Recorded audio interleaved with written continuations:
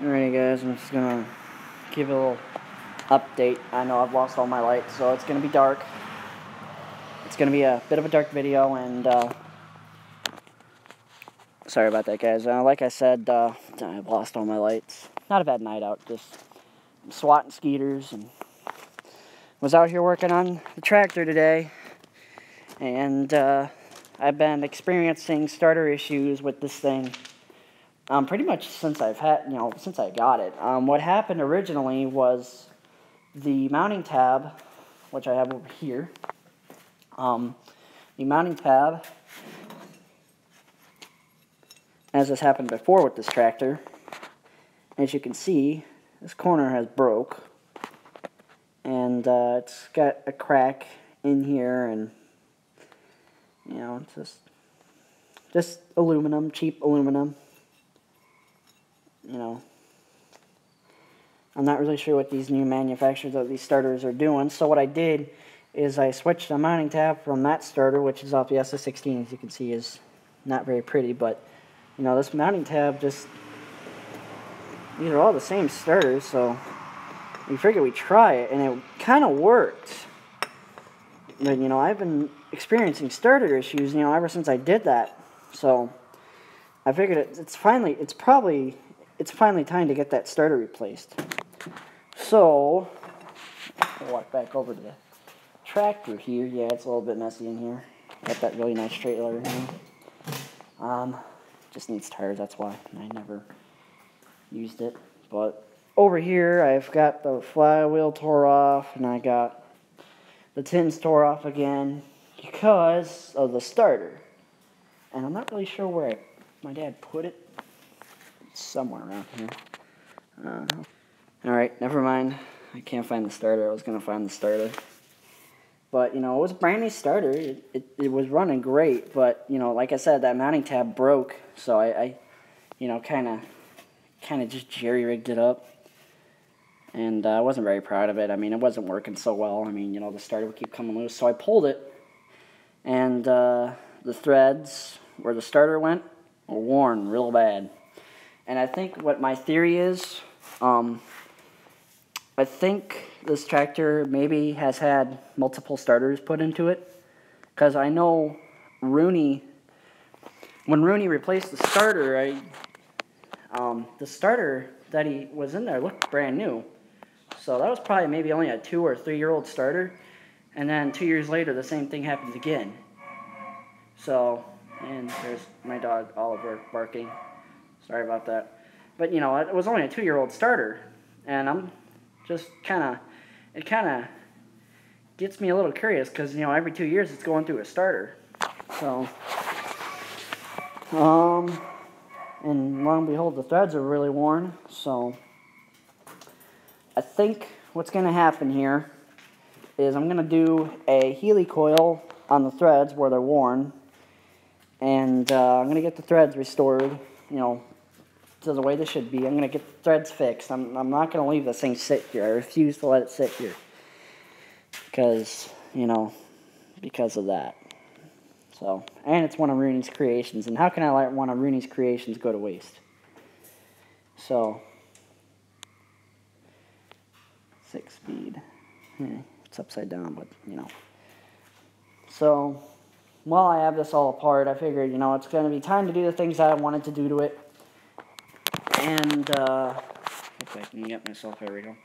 Hopefully, what I wanted to do is I wanted to put a bigger battery in it, because it's got a 270 cold cranker in there now.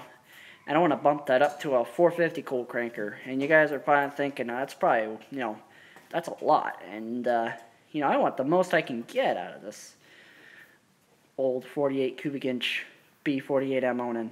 I want the most I can get. So I think I'm just going to go with the automotive style battery. And I'm going to switch the battery cables. And then what I'm going to do is I'm going to put a new starter solenoid in there. And a brand new starter again. And do the Healy coil on the threads and see how long that lasts. And if 2 years later that starter breaks again, then I don't know. I'll just have to wait and see. So hopefully that doesn't happen. I I don't want it to happen. But, you know, there's a lot of things you don't want to happen, and they happen. So, I think I have a motor source for the SS16. I've got a couple more things we need to figure out. It's actually from Hugh, and he's got another one of these BFMS Onums. It's not complete, but the parts that it needs, this engine has right here, so I'm not too worried about it. Broken mounting tab.